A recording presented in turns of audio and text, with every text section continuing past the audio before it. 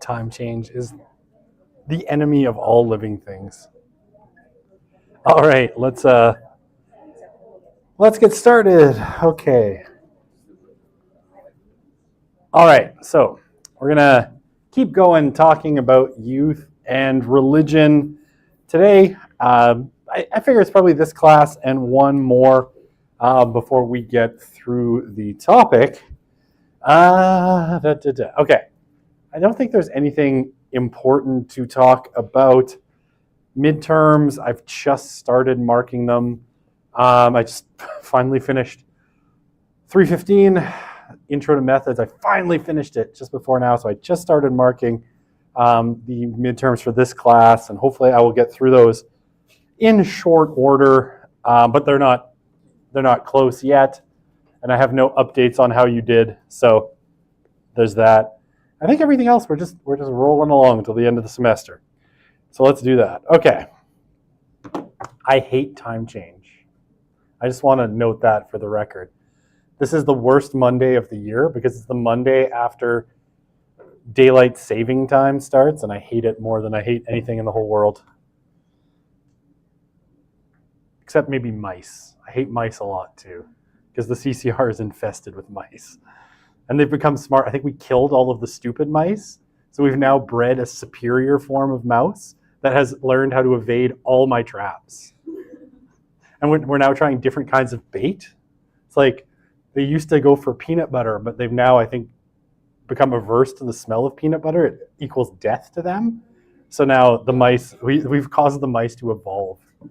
So we're just waiting for the mouse rebellion. Selective breeding, we've selectively bred that only the smart mice survive. And it's all my fault because I took it upon myself to actually exterminate the mice and apparently created only super mice. So there you go. Interesting. All right, let's answer some questions from last time. Oh, let's start with the easy one. What are all others in the CES or cooperative election study? All other is typically any religion that isn't big enough in terms of the number of respondents to be classed as its own religion, right? So like sometimes in some of these studies, there just aren't enough, say Muslims or Hindus or Sikhs or Jews in the sample to really break them out as their own category. You know, depending on the sample size, it can actually be really small. So they tend to class them as all others, right? Any other religion. Okay, you just failed the course. Like, I just said how much I hate this Monday, and you said Monday. Okay, who are you? Write me your name. I'm going to dock 100 marks. No, I'm kidding. But yeah, so all other is just any other religion that's too small to kind of meaningfully break off into its own category. Okay. What is the big difference between atheist/agnostic and nuns? It's always a good question. So the nuns are this funny category, right?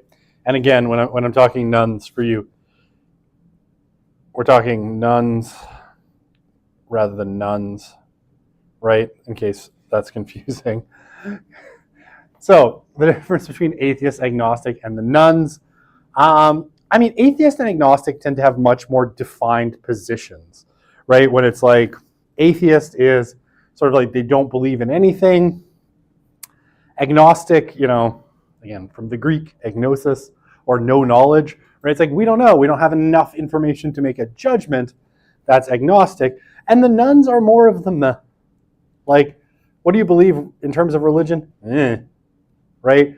I don't know how else to put it in a sense, because the nuns often just don't care, right? Religion's just not that important. They're listing as nothing in particular, no religion, but they're also not kind of actively disbelieving. And sometimes when you dig into it, and I'm sorry, to actually dig into this concept, you're going to have to come and take sociology of religion with me, where we dig like probably in way too much depth into the nuns and what they actually believe.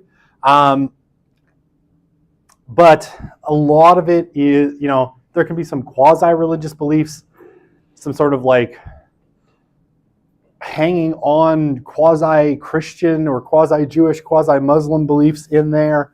They may very well believe in God, but not be kind of active. So the nuns are, how to put this kindly, in terms of an intellectual category, it's kind of a mess, right?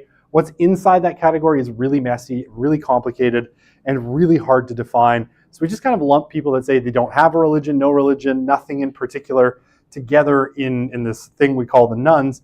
But when we dig down into it, there's a lot of diversity and complexity therein. Atheist agnostic are a little bit more straightforward in terms of their belief structures. So that's why we class them differently, unless your stats can. Statistics Canada does a really poor job on the census. It puts everyone as no religion with no breakout and no differentiation. So Canada's a really tough one sometimes, because our best religion information is from the 10-year census, and it's really messy and not well constructed. Why is moralistic therapeutic deism bad? Did I say it was bad? I didn't say it was bad. It just is. I think if you were looking at it, from the perspective of a religious person, it's bad because it's a dilution of religious beliefs into this very, stripped down kind of belief structure. But you might very well say that it's good, right? Because it certainly has aspects that you could see as positive, right? For instance, no, don't play the video. Its moral vision is inclusive of most world religions, which are presumed to stand for equivalent moral values, right? And so it actually stresses between religions the common stuff, right? The things that most religions seem to share, at least to some degree. And so it can actually help people kind of get along, which actually maybe is a good segue into this slide. Okay. So, this book. So let's get a little bit on there in terms of age. Came out in 2013, I think. It's a little bit older. The book is called Almost Christian by Kenda Cressy-Dean. You can kind of see the subtitle, What the Faith of Our Teenagers is Telling the American Church. Again, so this comes out of the National Study of Youth and Religion. Again, so Kenda Cressy-Dean, she's a professor at Princeton Theological Seminary in New Jersey, and a Presbyterian pastor, I think a Presbyterian youth pastor when she wrote the book. I don't know what she's doing now. So because she was part of the National Study of Youth and Religion, specifically, she did a lot of the interviews for the project in the state of New Jersey, or Princeton is. The garden state. She got to use the data, and she wrote this book, Almost Christian.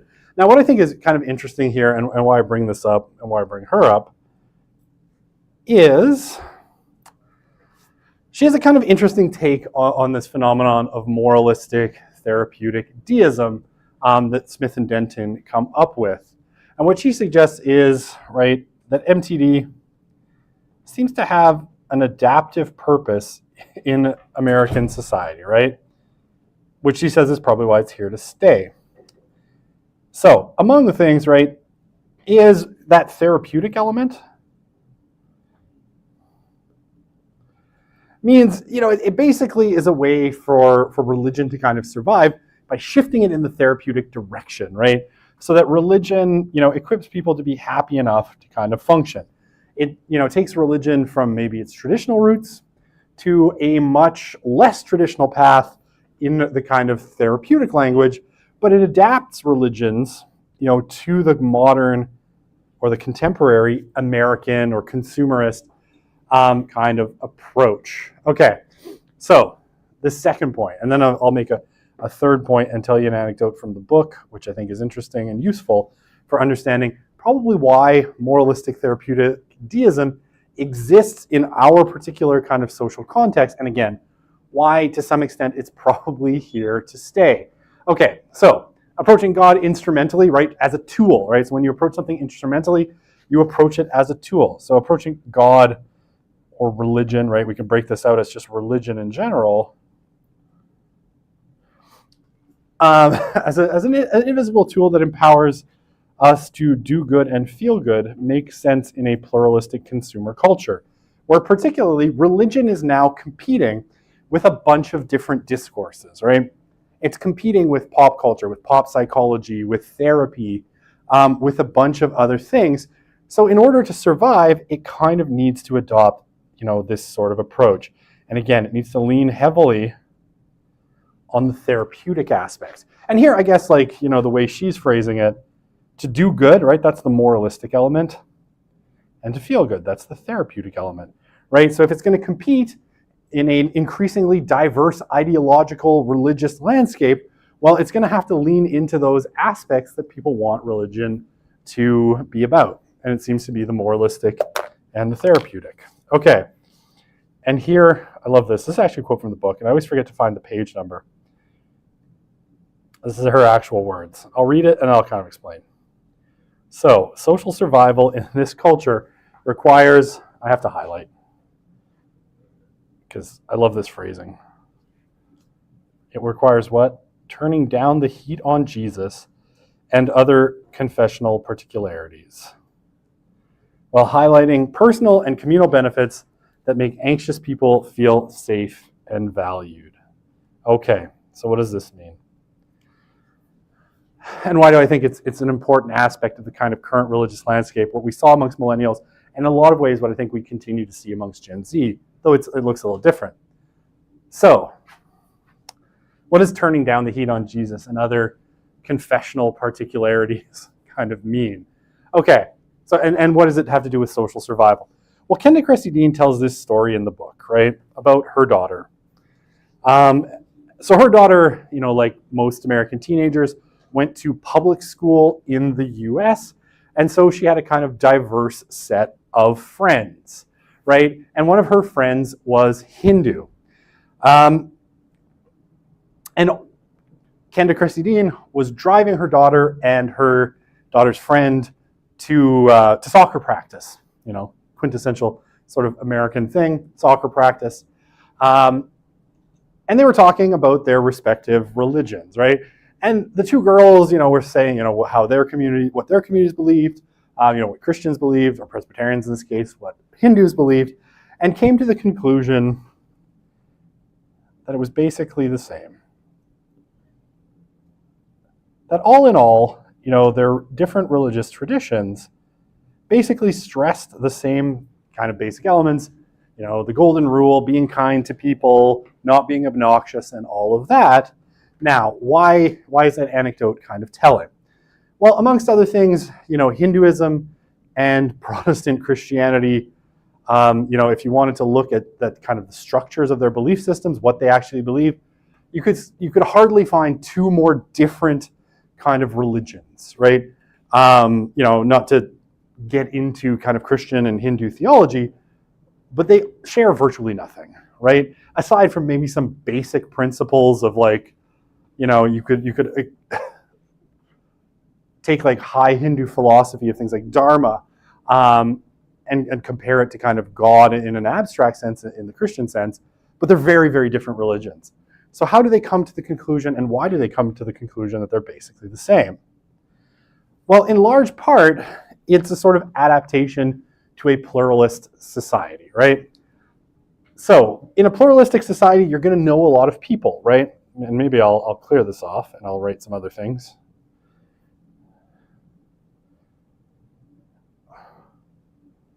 Right? In a pluralistic society, you're going to know a lot of different people. Some of them are going to be Christian, some of them are going to be Hindu, some of them are going to be Muslim, right? Some of them are going to be atheist, agnostic, nuns, and all of these sorts of things.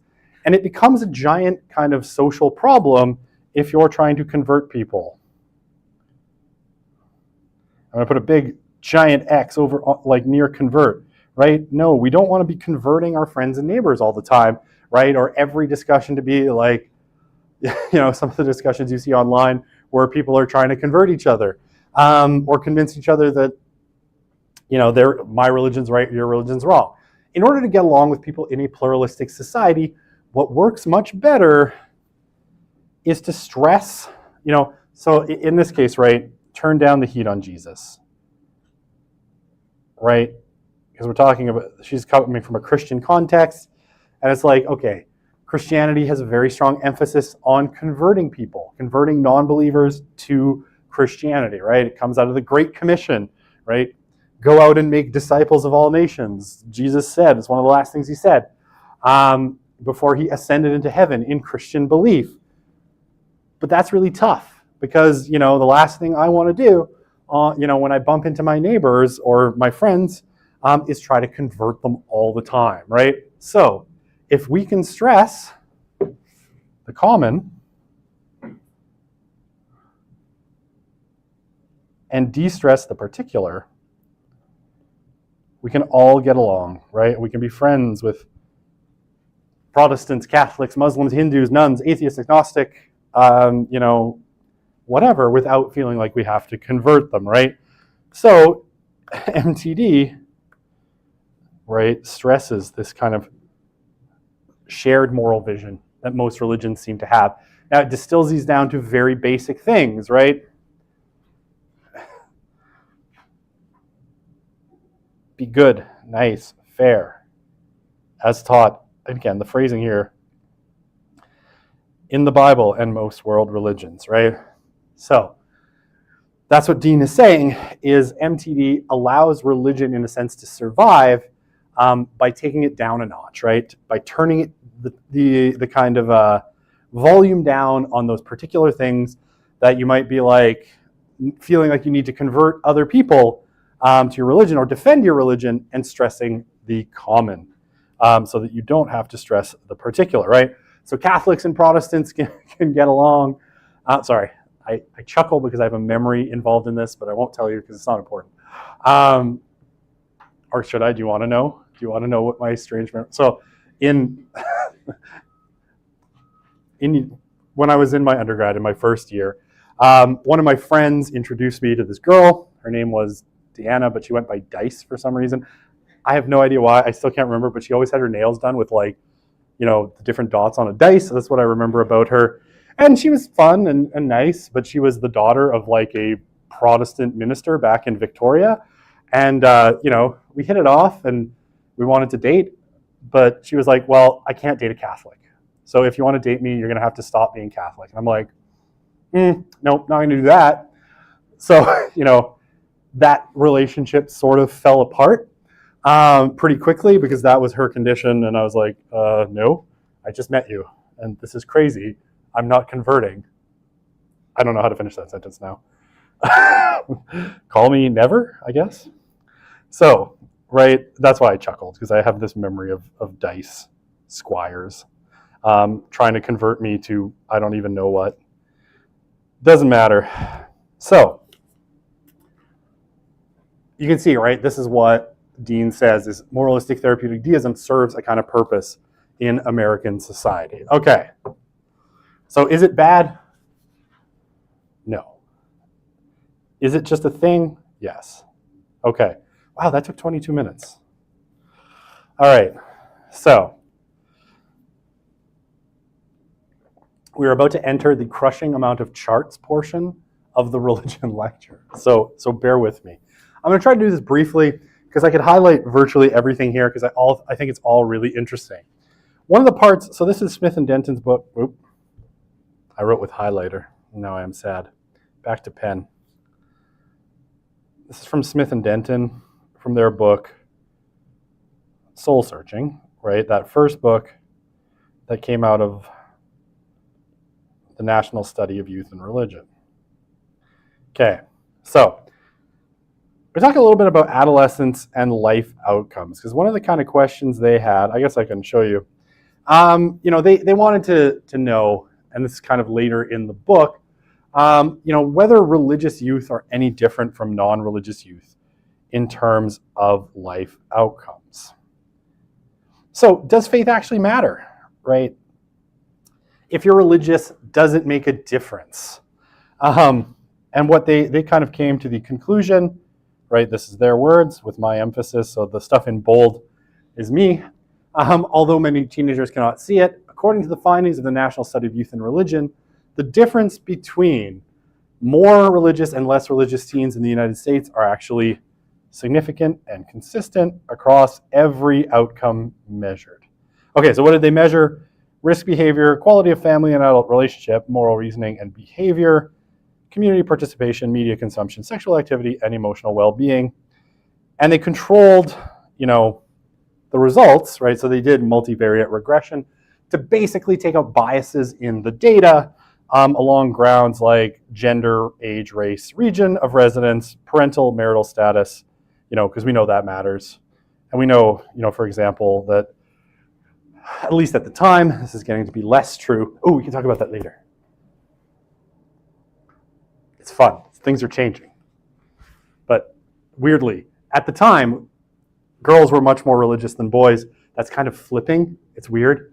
I don't know how to explain it yet, but it's flipped. I can show you charts. I will later. No, not for this unit, but later on. I will show you some charts. I'll show you charts about political beliefs. Male and female political beliefs, and this is across a whole bunch of countries, are going like this. Men are getting way more conservative. Women are getting way more liberal. It's weird and crazy. I don't know what to make of it. Okay, but teen gender at the time, girls were more religious than boys, and they had more girls in the sample, so they controlled to try and balance out those numbers. And then region of residence, right? The South is more religious than the North, so they balance stuff like that out. People with married parents tend to be a bit more religious, all sorts, and have better life outcomes in general. We talked about that earlier. Parental education, family income, and all this jazz. So they controlled for all of these things.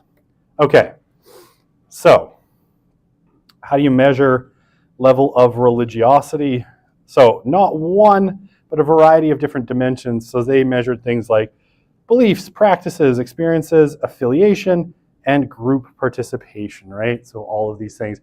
And they class people into kind of 4 categories. Oops, sorry, I moved the slide around. That is not supposed to be there. I wanted to talk about a different thing. I moved the wrong slide. Okay, forget this slide. That's supposed to be when we talk about emerging adults. Okay, so I'm going to tell you, they kind of class them into 4 categories. The devoted, which was the smallest group, the regulars, the sporadics, and the disengaged, right? So, one thing I'll say, type of religion didn't matter, right? So Catholics, evangelicals, mainline Protestants, Muslims, Jews, right? The specific kind of brand of religion didn't matter to life outcomes. What mattered was level of commitment, right? So more committed, better outcomes. Less committed, worse outcomes. And I'll trace this out really fast because there's a lot of numbers here, but I think it's worth looking at them in a little bit of detail, right? So, and I took out the slide where I explained how they calculated who was devoted, regular, sporadic. I can, if you want to know more, I can send you the entire book as a PDF because I stole it because I'm a thief. I also stole Mark Carney's book to read it because I didn't actually want to pay him any money because I figure he's rich enough. So I'm a bad person. I'm sorry. LibGenesis is one of my best friends. Don't tell anyone, particularly the university. Oh, also, every reading I provided you in this course has been stolen via LibGenesis. So, yeah, I don't believe in copyright, apparently. All right, let's do it. So, risk behaviors. Did I just record this and put it out on the internet? I'm good with it. Come at me. All right. I've been doing this for years, and no one's ever cared. They care more when I play a clip from The Office in class, and then they block the entire video that's part of. So, all good. All right, so let's take a look. Some risk behaviors, right? Stuff that you don't want young people doing. So drink, and we see here US average, and then our different categories. So smoking cigarettes once a day, 7% of American youth smoke cigarettes once a day.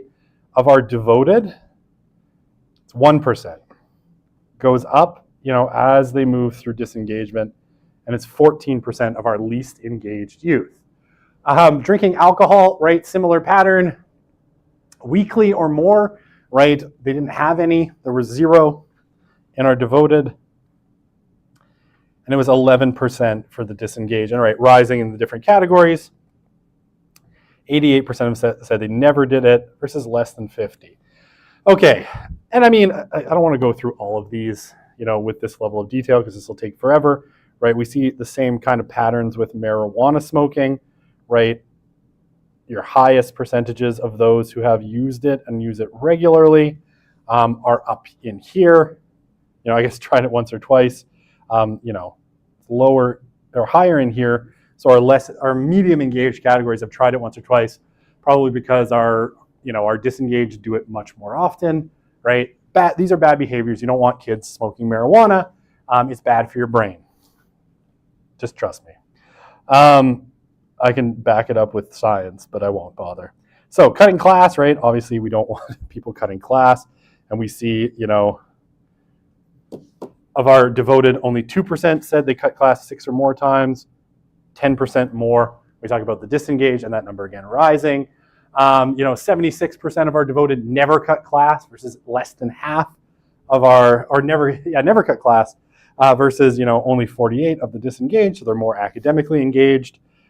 School grades are usually, CDs and Fs, lower there, higher there. Suspended or expelled from school 4 or more times in the last 2 years. 1% there, 9% there. Their parents say they are fairly or very rebellious. 3% here, 17% there, right? So risk behavior is much higher. And here, teens report somewhat or very bad temper in their teenager. 32% here versus 49% there. Okay. I'll do this one faster, I promise. I'm keep promising that, and then I never do it. We talk about body image, right? So, very happy, feeling about own body and physical appearance, very happy versus very unhappy, right? 54% are very happy. Again, that number goes down as you get to the disengaged, who are far less happy. Very unhappy, 1%, 7%. Sad or depressed, usually or always 2% versus 8%. Not a big difference, right? It's only 6%, but it's still a difference. Never, 23% versus only 14%, right? So again, the devoted seem to be doing better. Do they feel less misunderstood, right? They feel invisible less. We'll talk about that later. When we talk about loneliness and some of the youth mental health epidemic, we'll come back to this number and this kind of concept because this is really important. And we'll talk about why in a second. We'll talk about it a little bit here, but then we're also going to talk about it again as we go through the class because some of this mental health crisis we're seeing in Gen Z is probably related to, in part, not to religion necessarily, but to why it's lower in religious youth. Okay, feel cared for by people responsible for the teen, right? 92 versus 73, or a lot, right? Versus never. None of the devoted felt never, and 3% of the disengaged. Again, not a huge number, but a difference nonetheless. Okay, I'll leave these other ones, right, kind of hanging. I guess they think more about the meaning of life, and they feel like life is meaningless less. Okay. All right, so I have to stop and I have to talk about this slide in detail because this matters, and we'll come back to it in a sec as well. And again, when we talk about loneliness, this stuff matters quite a bit, and I think we'll see some kind of important differences. One thing that I have to slow down. I'm too excited. This is exciting data for me, even though it's like 20 years old. Okay, so what do we see here? So we got kind of, 5 categories. Fairly comfortable talking to adults other than parents. National average of 52. Our devoted, 67% say this, versus less than half for sporadics and disengaged. Now here's the kicker. This is the one that matters to me. So the number of adults teens can turn to for support, advice, help, not including parents. National average is 5.7. So here are our two most religious categories, right? The devoted and the regulars. So what's important here? I'm gonna grab my highlighter. I love highlighting. Okay, that number's really high, right? That's 8.4 for the devoted, 8.4 adults that they feel that they can turn to for help, support, advice, help, not including their parents. For our regulars, it's a little bit below the average, and our other groups, right, are well below the average. Okay.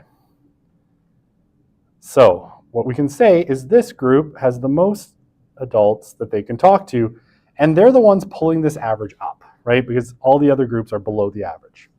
So this group especially is pulling that average up.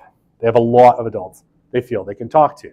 Okay, number of supportive adults, teens' parents. Okay, this one's important too. Again, we'll come back to this because there's a whole concept built around this that I think is really important. So our national average, number of supportive adults, teens' parents, so your parents or the parents of the young person, know well enough to talk to. So for our devoteds, it's 7.3. For our regulars, right, they're right on the average. And then the other two groups are well below that 4.6 and really far below the 7.3. So this means right here, they have more adults they can talk to, and their parents have more adults that know their kid that they can talk to as well. And then these two numbers, right, afternoons per week spent and evenings per week spent without adult supervision, right, our devoteds are well below the average. All the other groups are either on or are above the average. So they spend less time unsupervised. And again, I'll come back to why this matters in a second, but it is important. Okay, moral reasoning, behavior, and honesty. So what you can say here in general is their moral reasoning behavior is a little bit different, right? So we talked about this at the beginning of the course, right? According to Smith and Denton, most youth are moral consequentialists. These are millennials, right? Meaning the morality of an act is determined by its consequences. So you can see this here, right? Morals are relative. There's nothing distinctly right and wrong. There's a big difference. It's 2/3 of the disengaged and about 1/5 of the devoted that believe that. If they're unsure what's right and wrong in a particular situation, they would choose whatever would help them, right? Huge difference in moral reasoning here, right? Only 1% of the devoted say that, and all these other groups are higher. If they're unsure what's right and wrong, they would do whatever makes them feel happy. Again, considerably different moral reasoning behavior for the most religious youth. Have they lied to their parents? Broadly, no, or fairly often, or very often, and then never, right? We see the same patterns as we've seen. Cheated on a test or homework assignment. This has not much difference. I guess everybody cheats fairly or very often, or between 6 and 8% cheat fairly or very often in all the categories, and never, not a huge difference, but a difference nonetheless, right? And then did things they hoped their parents would never find out about. 7 versus 22. So, and then never again. We see that inverted pattern. By the way, this is I kind of just talk about methodology for a second. It's a really good methodology because you're asking the same question in opposite ways. And here, where you're finding the findings are opposite, right? You can kind of think that it's reliable because, okay, fairly often, okay, and never, right? Because those are flipped, you can tell this is a smart methodological way of asking the question. So this is good methodology, just so you know. Not just because I love Christian Smith, which I do. Okay, so do I have enough time for this slide? This slide takes forever. Buckle up. This slide takes a while. So, Smith and Denton talk about 9 cultural factors that they think explain why our devoted youth have better life outcomes. So I'm going to pay off those charts that I just forced you to watch me talk through. Okay, so why? So they think it basically comes down to these 9 cultural factors. Now, what I think is important here, or one of the things I think is important, is that in a sense, only maybe these 3 are necessarily directly related to religion, right? The other ones, I think, are sort of things that you're, and I'm less convinced on number 5. I put it in there because I think there's interesting things to say about it, but I'm less convinced that it's as religious as 1 and 2. The rest of them, I think, can broadly be found in a lot of cases outside of religious contexts. Just that what Smith and Denton found is that you find a little bit more of it in religious context. Okay, I'm going to go through each of these in turn, and like I said, this takes a while. We might not get through it today. We might have to come back to this slide on Wednesday. So, moral order, right? And we saw this on this slide, right? So, what can we say about moral order? So we saw that there's a slightly different kind of moral reasoning behavior that we see amongst kind of those most religious teens. Less likely to be moral consequentialists, less likely to be relativistic in their moral thinking. Now, so their moral choices, broadly speaking, are not established by their own preferences, and they're less likely to be ad hoc, right? Or decisions made in the moment. They're not ad hoc. They're typically linked to these long historical moral traditions. And you can put them, there's a couple different categories. Different religious traditions approach this in different ways. Some of these, like, say, Catholicism, tend to stress things like duty-based ethics or virtue-based ethics, right? Where you do certain moral actions because you have a duty to God or Jesus or whatever, or because it's virtuous, right? And you're trying to build up your own virtue and your moral habits, right? And Catholicism will frame this in different ways. Protestantism and other religions all phrase these in slightly different ways, right? But they tend to be more kind of duty-based or virtue-based ethics. Occasionally, they might be deontological. You do the right things for the right reason, because they're good in and of themselves. I'm a big fan of deontology, but whatever. My personal preferences are not important. So, if you want to know more about all of those, go take a philosophy class.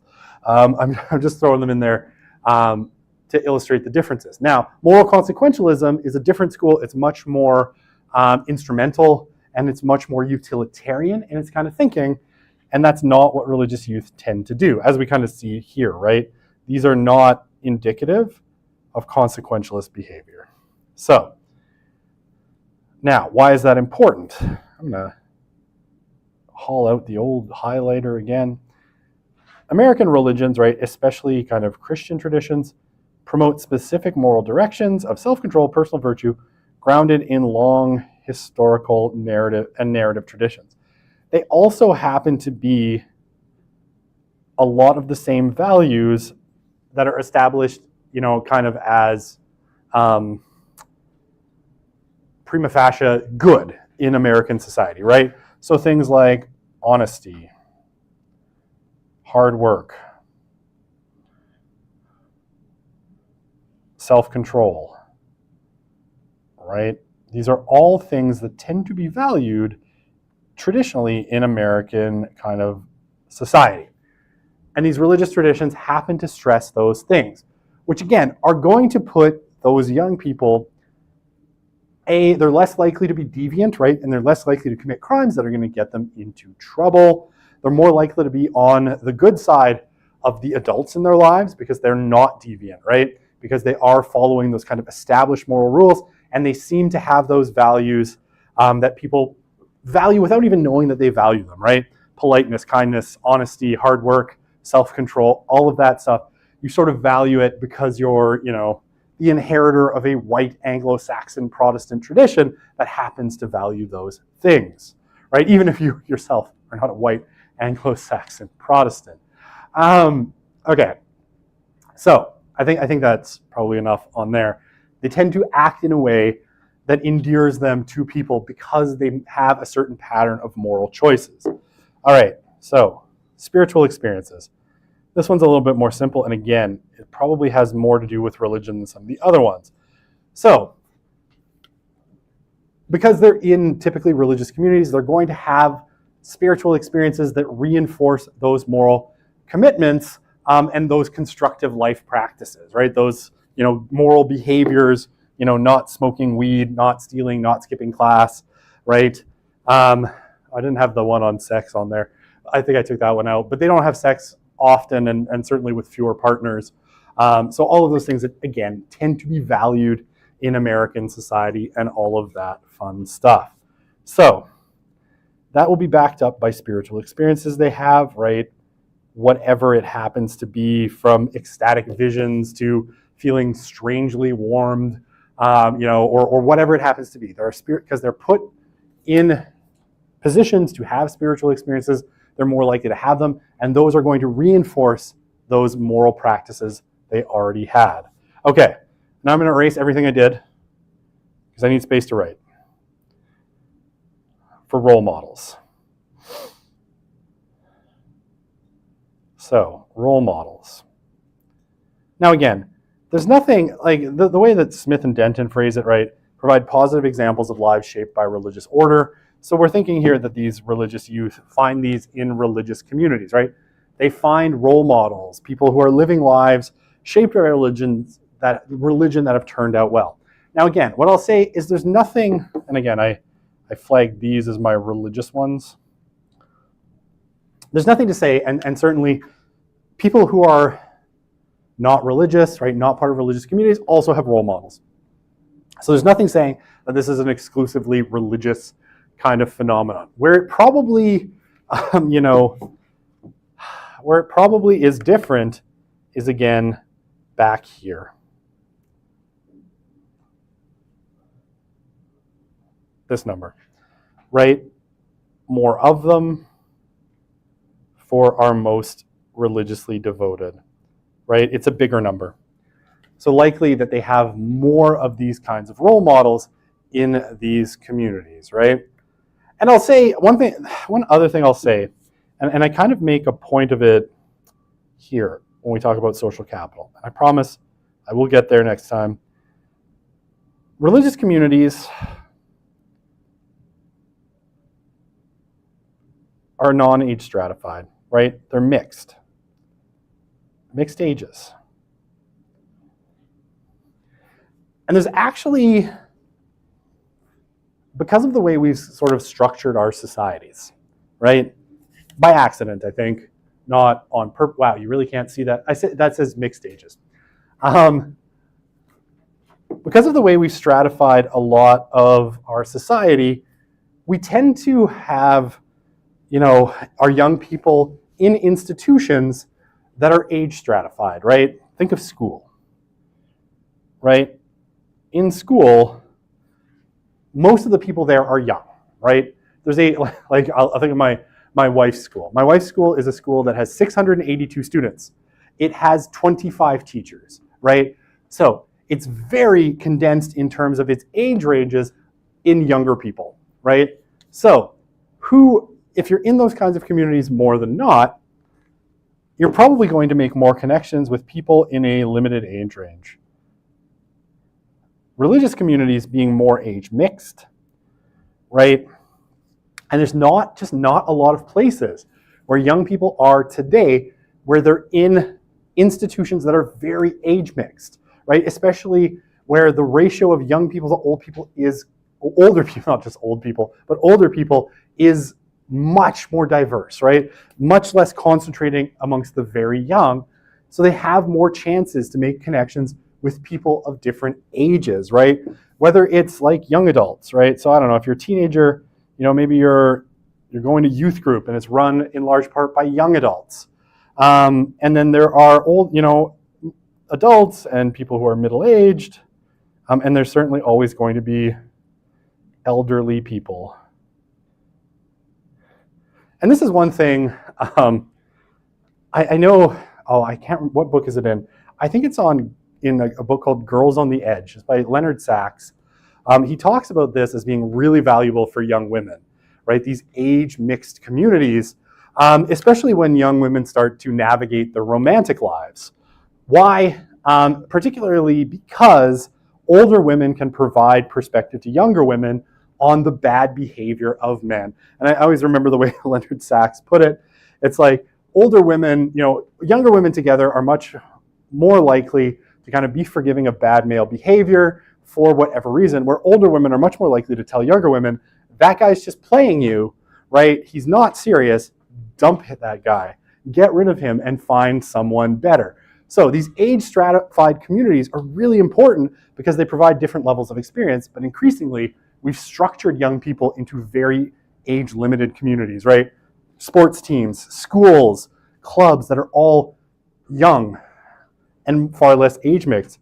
So religious communities offer much more chance for getting role models that are of different age ranges and provide a lot of different experiences, right?